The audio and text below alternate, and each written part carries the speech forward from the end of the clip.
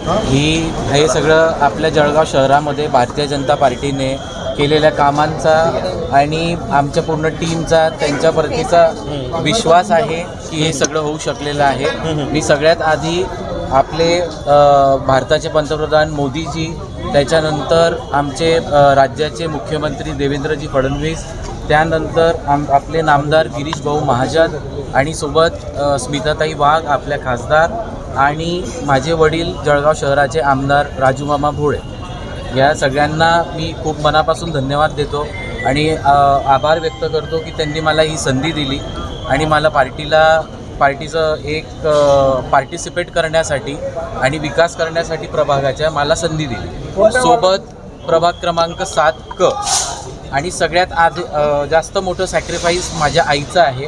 माझ्या आईने सुद्धा मागचे 20 वर्ष झाले खूप शहरामध्ये लोकांची सेवा, नगरसेविका म्हणून खूप चांगले कार्य केलेले आमच्या प्रभागामध्ये, प्रभाग 7मध्ये, आणि आईच्या आशीर्वादाने आणि माझ्या वडिलांच्या आशीर्वादाने ती संधी मला भेटली आहे। आणि आईने ह्यावर्षी पार्टिसिपेशन न करता परिवारामधून मी एकमेव महानगरपालिकेमध्ये सदस्य राहणार। विशाल दादा, पहिली निवडणूक होती, जर ही निवडणूक जर लढवली म्हणजे जर झाली असती, समजा माघार नसती झाली तर ते चांगलं झालं असतं का बिनविरोध झालं हे बरं झालं?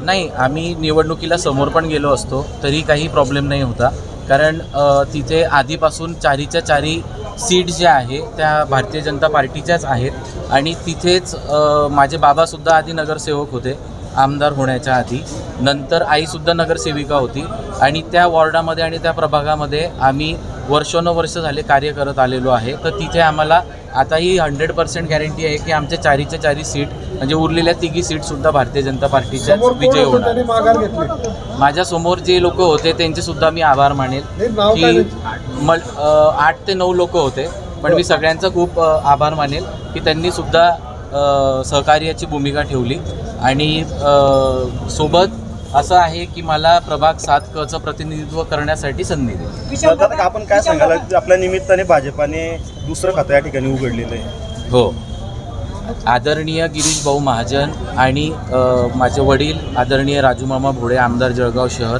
आणि मंगेशदादा चव्हाण आपले प्रभारी या निवडणुकीमध्ये पुढे येणाऱ्या 10 ते 12 दिवसांमध्ये अतिशय चांगलं यश भारतीय जनता पार्टीला भेटणार आहे आणि जेवढ्या आम्हाला सीट्स मिळाल्या आहेत त्या सगळ्या सीट्समध्ये आम्ही पूर्णच्या पूर्ण सीट्स आम्ही पुढे जिंकून येण्याच्या प्रयत्नामध्ये आहे आम्ही।